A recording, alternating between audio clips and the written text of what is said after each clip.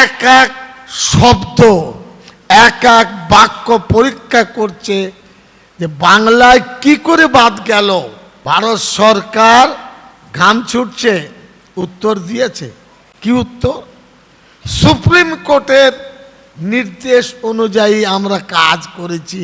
এটা উত্তর হলো না, এটা চেপে থাকলো। আমরা খুব দুশ্চিন্তা।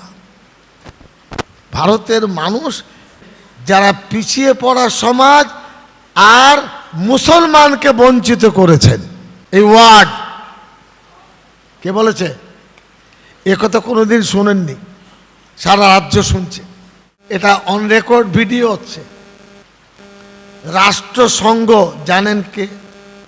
197টি দেশের মুড়ল। কটা দেশ? বেশি হতে পারে, আমার জানা নেই। রাষ্ট্রসংঘ ভারতবর্ষের প্রধানমন্ত্রী মহাশয়কে চিঠি দিয়েছে। চিঠিটা কি? ওই সিইও ছিলেন জ্ঞানেশ, কি নাম? জ্ঞানেশ কুমার। পশ্চিমবাংলায় ভোটারদের কথা শোনেনি, ভোটারদের অভিযোগ খতিয়ে দেখেনি, ভোটারদের বাদ দেওয়া হয়েছে, কাগজপত্র থাকতেও সঠিক বিচার হয়নি। এটা কে বলেছে? काके बोले छे? आप क्यों देख रहे हो? मेरी बात सुन लो, अब तक तो बताया नहीं आपने जी। हम भी थोड़ा थोड़ा जानते हैं। एरपरे बोले छे उत्तर दिन केन करेছেন। आरो बोले छे AI आर्टिफिशियल इंटेलिजेंस माने যন্ত্রের বুদ্ধি। কি যন্ত্রের? একে দিয়ে আপনি ঠিক করলেন কোন টেকনোলজি ব্যবহার করেছেন, কোন সায়েন্স ব্যবহার করেছেন, কিভাবে বাদ দিয়েছেন, উত্তর দেন। কারা বলেছে? রাষ্ট্রসংঘ। কাকে? ওই জ্ঞানেশ মহাশয়কে। তারপরে বলেছে যদি এক সপ্তাহের মধ্যে উত্তর না দেন আমরা হাঁড়ি ভেঙে দেব। যদি ভারত সরকার প্রধানমন্ত্রী উত্তর না দেয় হাঁড়ি ভেঙে দেব। ভারতবর্ষ ভাবছে আমরা প্রধানমন্ত্রী, আমরা অমক। এক সপ্তাহ পরে হাঁড়ি ভেঙে দিয়েছে।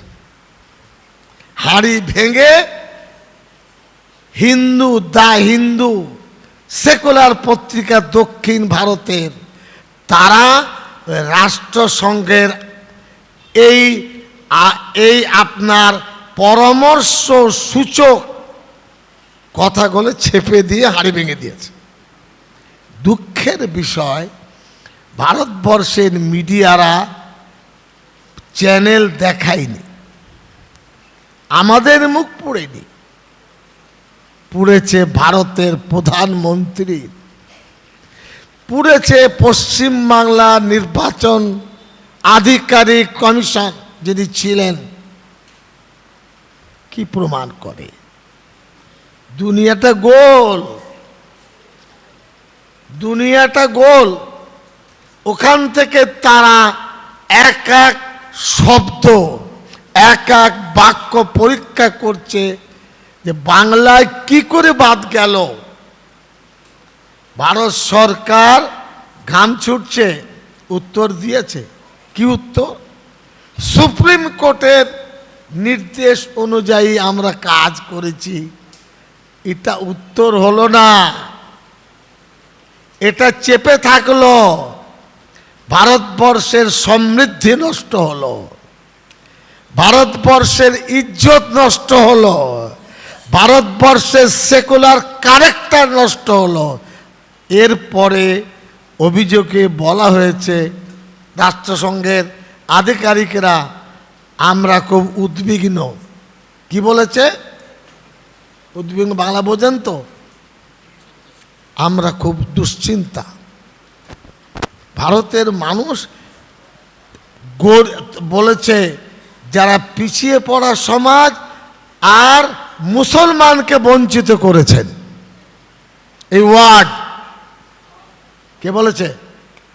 একথা কোনোদিন শোনেননি, সারা রাজ্য শুনছে, সারা রাজ্য দেখছে। সিদ্দিকুল্লাহ চৌধুরী ভেক কথা বলে না। খবরের কাগজ, আনন্দবাজার, বর্তমান, আজকাল, কলম প্রতিদিন ছাপতো ফার্স্ট পেজে, বুঝতাম ছাতি আছে।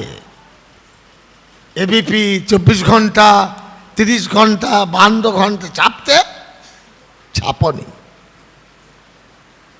দায়িত্বহীনতার কাজ। তার মানে ভারতে বেশি এক পেশে অত্যাচার হবে, ভোটারের নাম বাদ যাবে, সে যুগ আর নেই। রাষ্ট্রসংঘ পরে কি করবে জানি না, আপনাদের শোনালাম আজকে।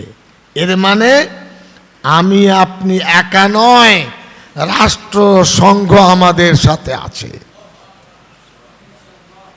ইউনাইটেড নেশন আমাদের সাথে আছে। কেউ অপোজ করেনি কোনো দেশ, পৃথিবীর কোনো দেশ বলেনি রাষ্ট্রসংঘ তুমি বলছো কি করে। তার মানে ওরা সব কিছু যাচাই করছে, দেখছে, বুঝছে। এর প্রভাব কোথায় পড়বে এখন বলবো না। কেউ আর গাইডলাইন দেয় না, একমাত্র জমিয়ত উলামা হিন্দ দেয়। আলহামদুলিল্লাহ বলো, কোনো ভয় নেই। আমরা তো আইনের কাজ করছি। আর রাষ্ট্রসংঘের কথাগুলো বললাম, এগুলো যাবে সারা ভারতে। আমার কাছে ক্লিপিং আছে, আমি কোথায় শুনেছি, এই অ্যাডভোকেটতে বের করে ফেললেন দা হিন্দুর কথা, কেউ জানে না। আরও কিছু আছে, এখন বলবো না, হজম হবে না, পরে বলবো। আল্লাহুম্মা সাল্লি আলা মুহাম্মদ।